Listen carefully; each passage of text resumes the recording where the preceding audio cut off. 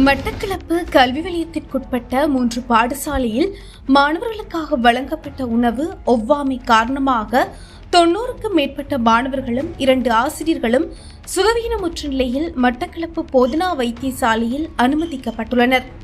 குறித்த மாணவர்கள் பாடசாலை இடைவேளை நேரத்தில் பாடசாலையில் வழங்கப்பட்ட பிட்டு உள்ளிட்ட உணவுகளை உட்கொண்ட போதே சுகவீனமுற்றுள்ளனர்.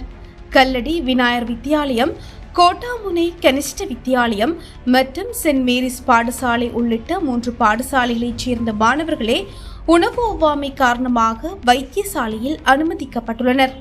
இந்த மாணவர்களில் பலர் மயக்கமுற்ற நிலையிலும் ஏனையவர்களுக்கு வாந்தி மற்றும் வயிற்றோட்டம் ஏற்பட்டதன் காரணமாக பாடசாலை ஆசிரியர்கள் மற்றும் அயலவர்களின் உதவியுடன் உடனடியாக வைத்தியசாலைக்கு கொண்டுவரப்பட்டதாக தெரிவிக்கப்படுகிறது.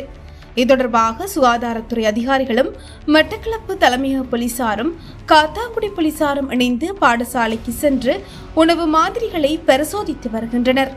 இச்சம்பவம் மட்டக்களப்பு நகர் பிரதேசத்தில் பெரும் பரபரப்பை ஏற்படுத்தியுள்ளது.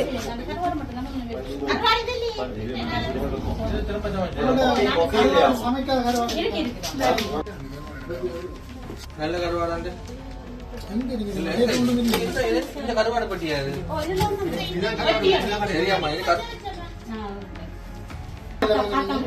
என்ன கடை